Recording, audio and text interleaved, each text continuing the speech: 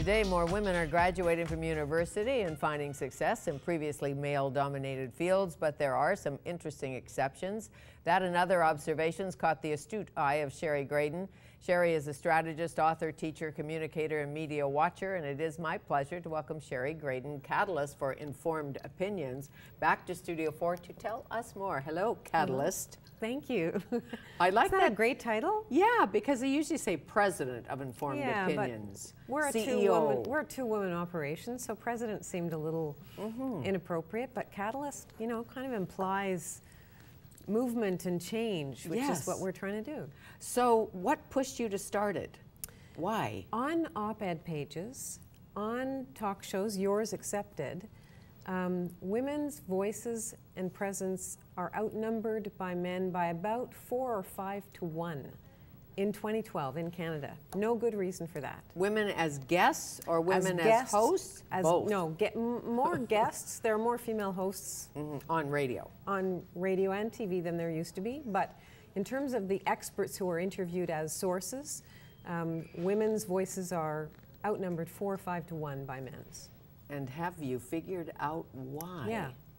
There are a couple of reasons. One is women still hold themselves to a higher standard of expertise than men. So journalists will tell you this with streeters. If you stop people on the street and say, as somebody did with David and I, the Pope has just died, would you care to comment?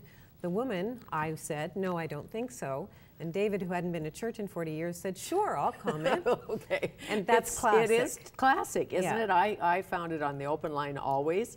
We'd open up the phone lines on radio, and all the men would call immediately. A few women call, but not many. No. And if you asked a question, the men always answered. And we're not blaming the men. No, no. Just wondering why women... I know what it is, and I know why you didn't comment on the Pope, because you're thinking, I hope I have the right Pope. I hope I know something about the Vatican. Do you know what I mean? Well, and you're informed. Of course, you have the right Pope, but you wanted to think about it before you spouted. I did need to. I knew which the Pope was. Of course. What happened though? David said, "It's a sad day for Catholics everywhere," and he got on the 6 o'clock news, and I watched him. And as I watched him say that, I thought, well, duh. David is your husband. By David the is way, my husband. For people who a don't very know. smart, intelligent guy.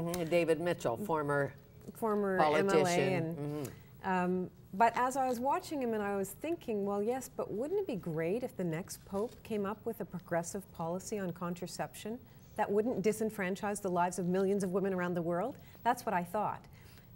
I didn't say that because I turned down the interview, but it really demonstrated to me why it's a problem that women decline to be interviewed, because we spend most of our lives, or much of our lives, worrying about getting pregnant and dealing with the consequences. And as a result of that, our experience of the world is qualitatively different. We think about things differently. We have sometimes very different priorities. And if we're not expressing our concerns and priorities, they're not there. And they need to be there. They need to be there, but it's our responsibility as females to make our opinions there. Yeah, we need to say yes. We can't blame the boys. Well, we can blame them sometimes. We can't. But no. But we have to figure out why we... well, you wouldn't have made the nightly news with that comment. I know that. Because most of the boys are the editors, and it would have been too long and too intelligent. It might have been both, or too controversial. Too thoughtful, the guy had just or too died, controversial. So, yeah. But still, had I said it, it might have given the reporters another story to follow up on another occasion. And the more women speak those truths, the more likely we are to have a public discourse that encompasses the richness of the kinds of issues that women are more concerned about than men. It's not about intelligence. We've got that. Is it about we're more complex and they're simpler?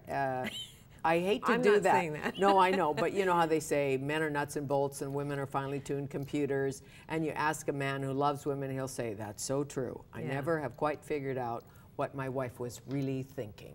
I think women do tend to, as you say, we want to think about it. We want to weigh the issues and the angles before we speak.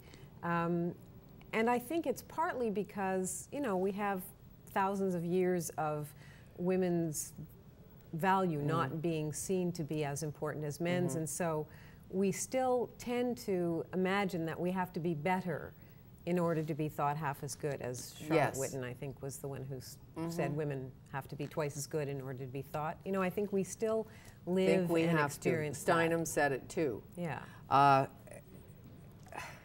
When I was in talk radio, and it was all men and myself, and when a female would fill in for me, Kim Campbell, she, former prime minister, would come in and sit in with me for 2 days and learn to run all the knobs and the, you know, figure out what the tenor of the show was, all of that. All the men who filled in for me. Show up on the day. Half an hour. Yeah. Yeah, pretty much. Yeah. And it was just interesting to me. And it's not that they didn't do a good job, it was just interesting. Madonna, example. A source close to Madonna told me that she was there like 4 or 5 days before Super Bowl, which is unheard of. Wow. She was there preparing, hands-on, doing the thing. Right. I don't know if it's a female thing or a Madonna thing. Don't know. That's very interesting. Kim Campbell, though, she do you remember this in 1993 when she was running as the Conservative leader to be reelected as Prime Minister? I remember her being accused of being ambitious, like that was a bad thing for a woman to be ambitious. And she made a statement quite recently where she said, it was essentially a message to women. She said, look, power exists. If you would exercise it ethically, why not you? And she was really making a plea to women who, you know, decline to take the advancement or don't push hard to get promoted or don't give their opinion. She was saying, essentially, you know, power exists, somebody has to wield it, and so what's stopping you? If you have something to contribute, if you have expertise, if you want to change the world. And when I read the comment, it really spoke to me, because what I've noticed is, you know, I give interviews often. I have very little power, relatively speaking, but I have way more power because I have spoken up than I would otherwise. And it's easier to get people to return your phone calls, give your cause money, or make change in the world. And if you speak up, if you speak up and offer your opinion and don't make everybody in the room crazy. But if you do, you still get attention, I guess. Well, I hope I don't make people crazy. No.